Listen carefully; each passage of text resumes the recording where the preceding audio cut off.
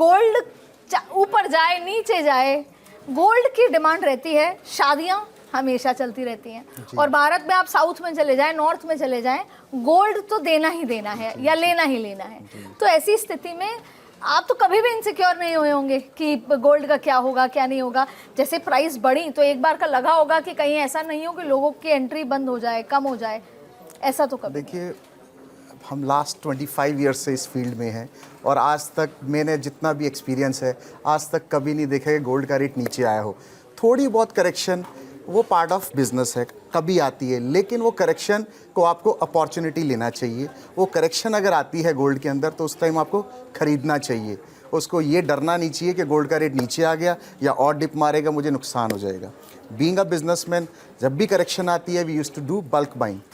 और अच्छा, ये एक चीज़ सिल्वर को लेकर मैं बीच में बोल रही हूँ। मुझे आज सुबह ही मैं मार्केट के कई लोगों से बात कर रही थी तो उन्होंने कहा कि हमने मना कर दिया है कि आप सिल्वर खरीदने मत आइए, सिल्वर की सप्लाई बंद है, अभी नहीं हो रहा है। इसका क्या मतलब है? मतलब आज अगर धनतेरस पे कोई जा रहा है सिल्वर लेने तो वो नहीं जाए लेने, या मिलावट होगी या क्या स्थिति है? नहीं, मिलावट नहीं हो सकती क्योंकि आजकल इतनी एडवांस टेक्नोलॉजी है। हर ज्वेलर के पास gold testing, silver testing machines है। तो जब से इंडियन गवर्नमेंट ने हॉलमार्क का कॉन्सेप्ट स्टार्ट किया है, so it's very convenient for customers कि आप कम से कम चीट नहीं हो सकते, क्योंकि आप गोल्ड की टेस्टिंग जगह जगह है, आप कहीं भी जाके उसको चेक करा सकते। तो ज्वेलर आज की तारीख में चीटिंग तो बिल्कुल नहीं कर सकता। अब जहाँ तक आपने सवाल किया कि उसकी availability, yes that is correct. आज availability of silver is very less. आज आप जाएंगे आज अगर आपको 10 ग्राम, 20 ग्राम, 100 ग्राम लेना है तो आपको मिल जाएगा।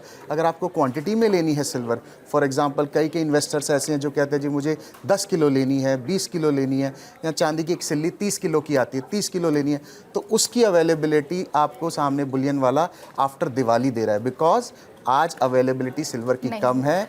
और इसका प्राइस भी इसका जो मार्केट के अंदर जो MCX का आप रेट देखेंगे तो आज उससे 20,000 पे प्लस चल रहा है। वो सबसे बड़ा रीज़न यही है कि मार्केट के अंदर सिल्वर की कमी है और वो बड़े दामों में बिक रही है, बट पब्लिक भी उसको बड़े दामों में खरीद रही है। अच्छा, एक क्विक क्वेश्चन, जब आते हैं ग्राहक आपके पास तो वो किस में इन्वेस्ट करें? ज्वेलरी में ज़्यादा, क्योंकि ज़्यादातर देखा गया है कि गोल्ड की शॉप पे गए तो ज्वेलरी ही लेंगे, लेकिन अब क्या कॉइन्स हैं या जो बिस्किट्स हैं वो ज़्यादा इन्वेस्ट करते हैं? मतलब मैं समझना ही चाहती हूँ कि माइंडसेट क्या इन्वेस्टमेंट की तरफ गया है या हमारा जो ओल्ड जो एक दिल का जो अटैचमेंट है, इमोशनल अटैचमेंट है, वही है?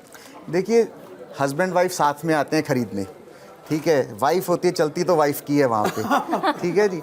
वहाँ पे हस्बैंड का मन होता है चलो मैं इसको कॉइन दिला दूँ, पैसे तो लगाने ही है, बट वाइफ उसको फोर्स करके ज्वेलरी में कन्वर्ट कराती है।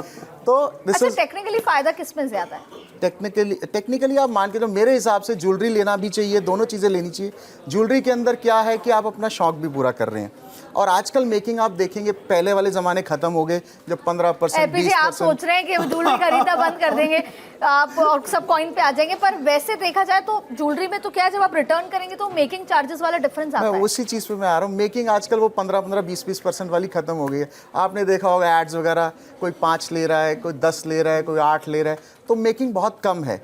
तो इसीलिए मेरा कहने का मतलब यह है कि ज्वेलरी लेना चाहिए, शौक भी पूरा होगा और साथ के साथ आपकी इन्वेस्टमेंट भी है, और बीवी भी खुश होगी। बीवी सबसे मेन पॉइंट है, बीवी भी खुश होगी।